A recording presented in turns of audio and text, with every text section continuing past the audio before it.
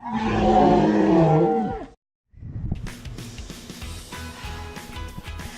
everyone, Mama Jane here. Welcome to Indie Comic Con 2018. We're here for our second annual Indie Comic Con and we're so excited!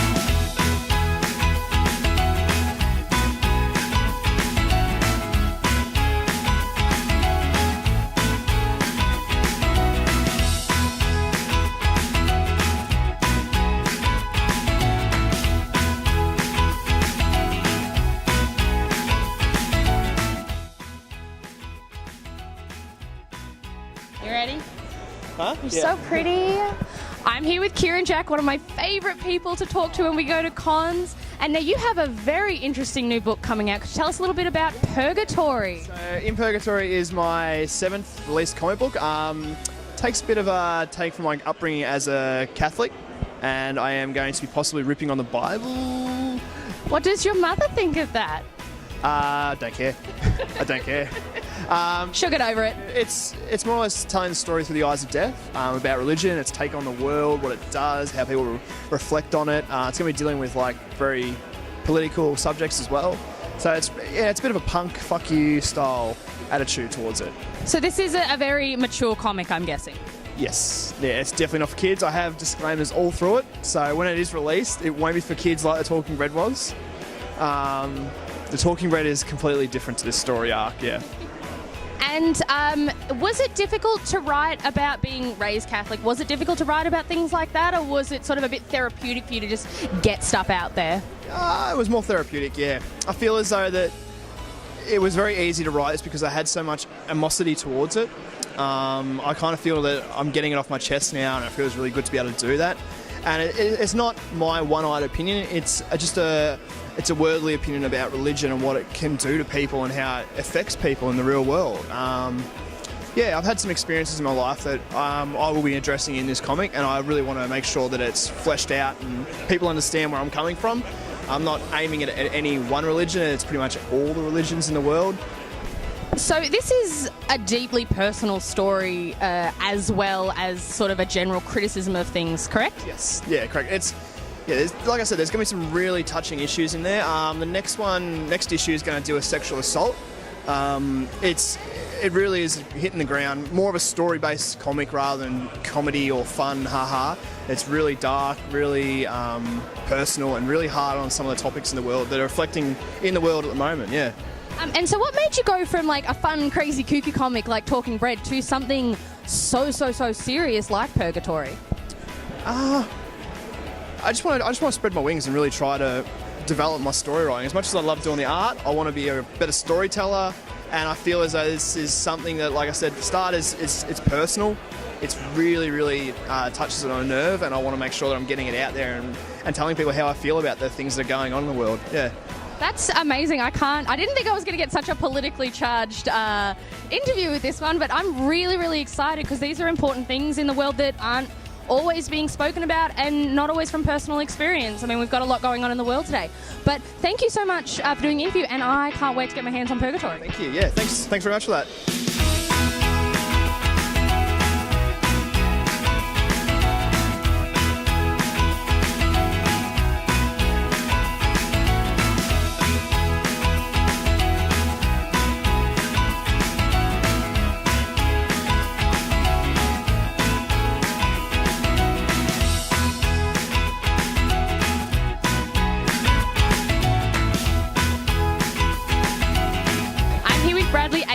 And we've talked about your comic Super Ready Battle Armor before, but I actually want to talk about your recent Kickstarter. I suppose not so recent now, but your recent-ish Kickstarter. That was a bit of a to the line kind of thing. Yes, absolutely. It was very stressful. What was it? We last 16 minutes of the Kickstarter, we managed to pull it over by like just $100, I think. That is crazy. And so were you super stressed like the whole time? Were you just like staring at it? Well, the last 2 days I was actually at either Oz Comic Con or Supernova. I think it was Oz Comic Con. Yeah, because I saw you there. And I was too busy to try and stress on it for those 2 days, but the rest of the month was hell. It was horrible. So did you sort of wake up in the morning, check the Kickstarter, have some lunch, check the Kickstarter, take a bathroom break, check the Kickstarter? Yes, absolutely. And it was so bad for anxiety. It was the worst. But it was a big relief. As soon as it finished, I was exhausted. Yeah. It was just like all the weight had just been lifted and I was too tired to be happy at that moment. Because I think you filmed a video like less than 24 hours before it finished, and you looked so tired. You looked like a zombie. What time did you film that? Midnight after day one of Oz Comic Con.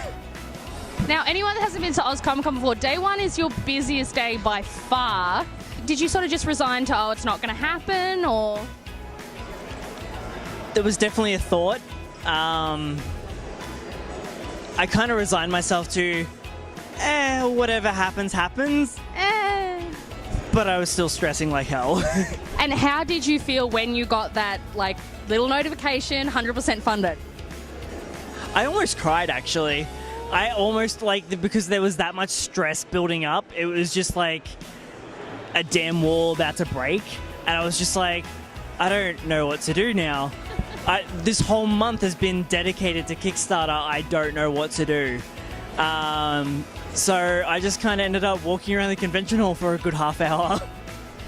Because I remember I think I was lining up to see, I want to say it was Lucy Lawless, but it could have been someone else. Can't quite remember. Yeah, I was lining up to see Lucy Lawless, and I got a notification on my phone that Super Ready Battle Armor has been 100% funded. So I ran out of the line, ran over to your table, like, oh my god!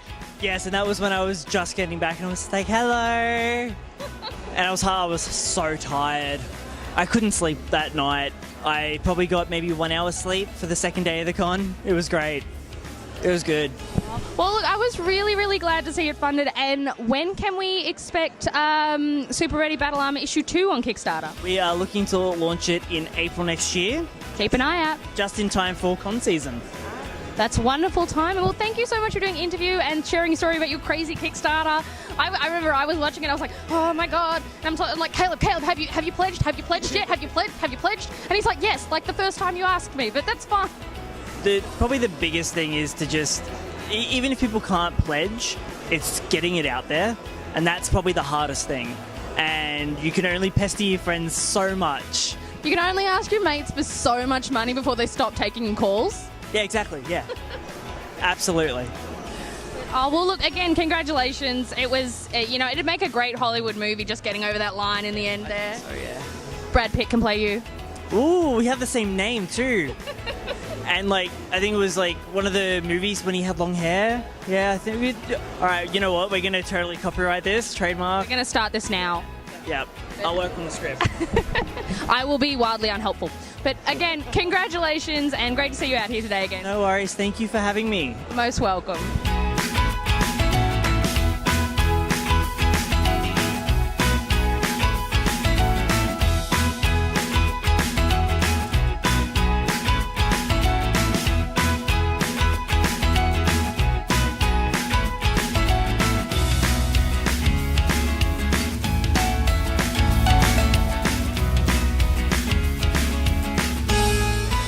My good mate Chris McQuinlan and my new friend Lee Piper to talk about their new comic Monkey Junk. So Chris, now my understanding is that Monkey Junk is actually your story, but you actually handed it over to Lee to write. Is that correct?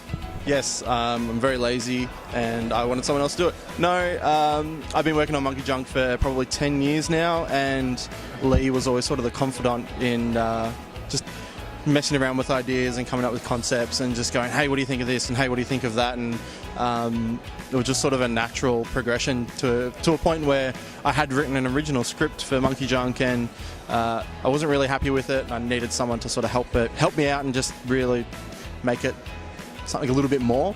And I approached Lee and I said, hey, I'm going to get down here on one knee, pretend I'm proposing to you, and instead I tricked him and asked him to write my comic. So in a fluster of excitement, he said yes.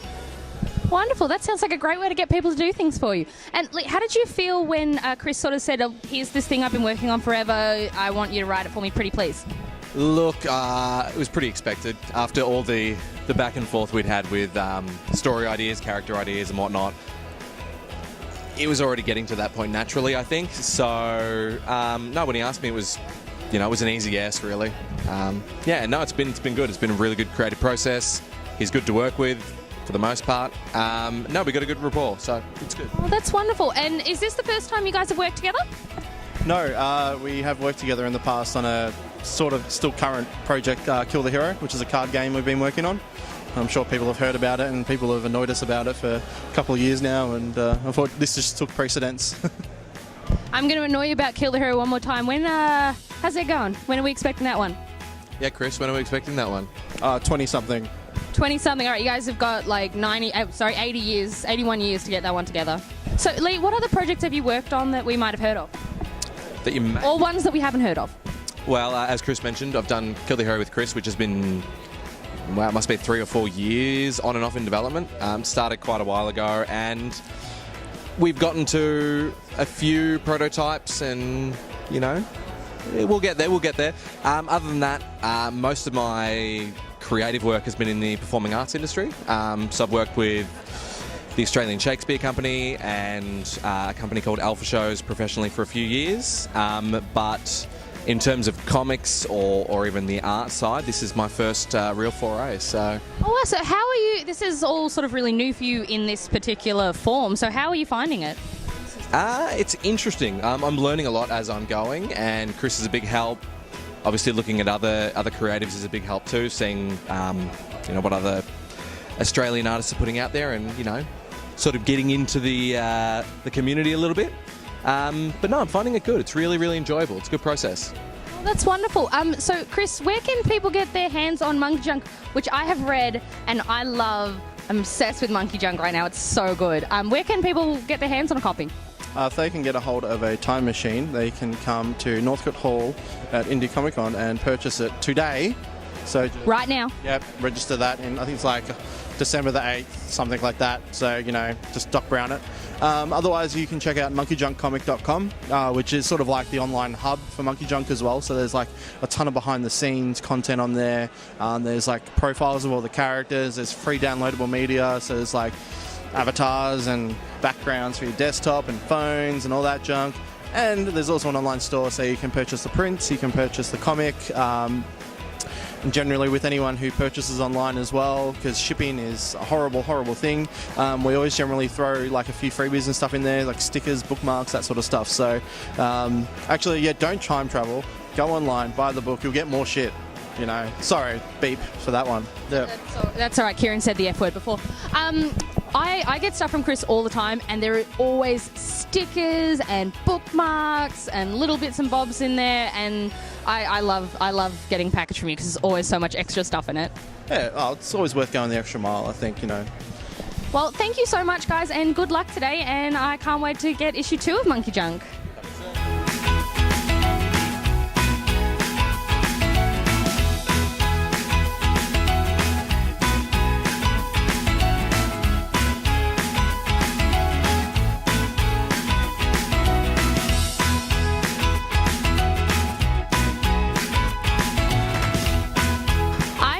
Organizer Nias, do you want to tell us a little bit about the 2nd annual Indie Comic Con? Yeah, we're doing it all again. I'm pretty pleased that we could put on the event again, and we did it this year without the Kickstarter.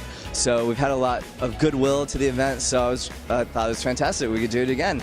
And we've gotten a little bit bigger this year, so in addition to our artist market, which has expanded, we're featuring about 60 plus artists. We also have our comic art space where people can do drawing activities, our risograph exhibition, also our library, and a bar where you can have a cocktail if you want. A bar? Oh, that's an upgrade from last year. Again, I know I asked you last year, but what made you decide to keep going and do a second one?